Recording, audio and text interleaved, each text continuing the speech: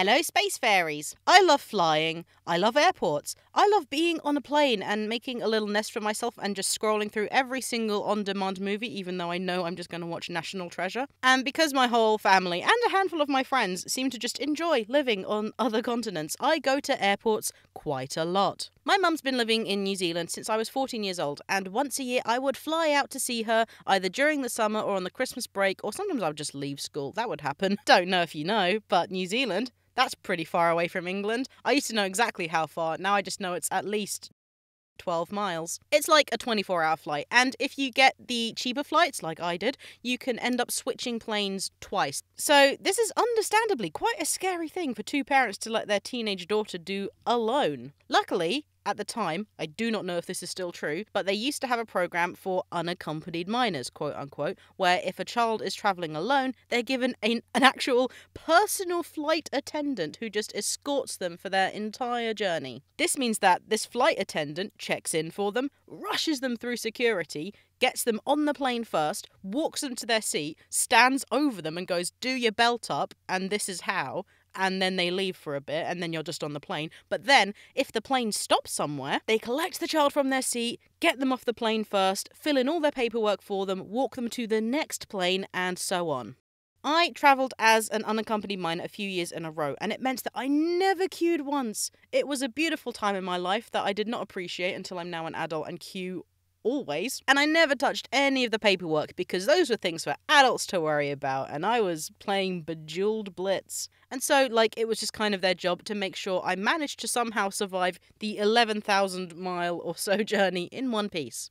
So, one Christmas, I am flying out to visit my mum as an unaccompanied minor, and I get there fine, no problems, have a very lovely Christmas, it was warm, we had a barbecue for Christmas dinner, weird. The flight back is on New Year's Day, because this was much cheaper, and I was flying back to London via Los Angeles. I say goodbye to my mum at Auckland Airport. My chaperone, or flight attendant, walks me onto the plane and we fly to LA. Here's an interesting fact about my birthday. My birthday's on the 2nd of January, so the day after New Year. And sure enough, I'm on a plane, 40,000 feet in the air, when I turn 17 years old. We land safely in LA, fine, and the chaperone comes to collect me, fine, and then they walk me off the plane, fine.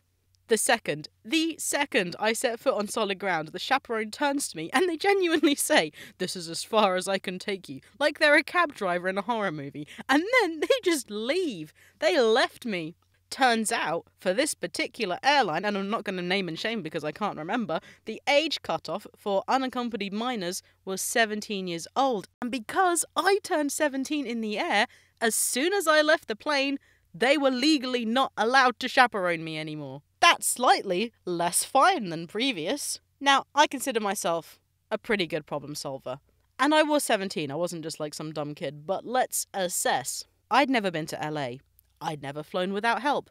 The forms, just for landing in the States, are infamously confusing. I don't know where or when my next flight is. LA International has large and numerous terminals and a very stressful security process.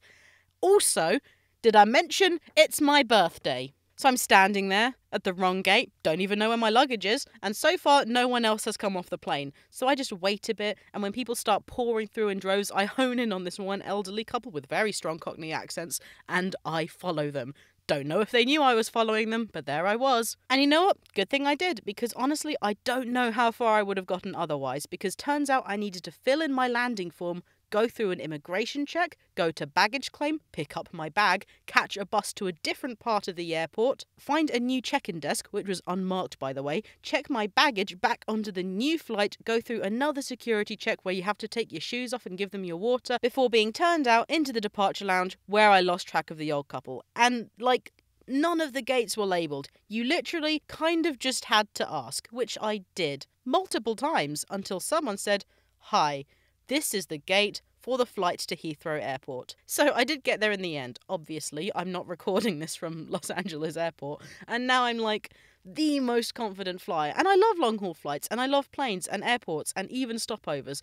But it's been 11 years, and I have literally never, ever, ever been back to LA since.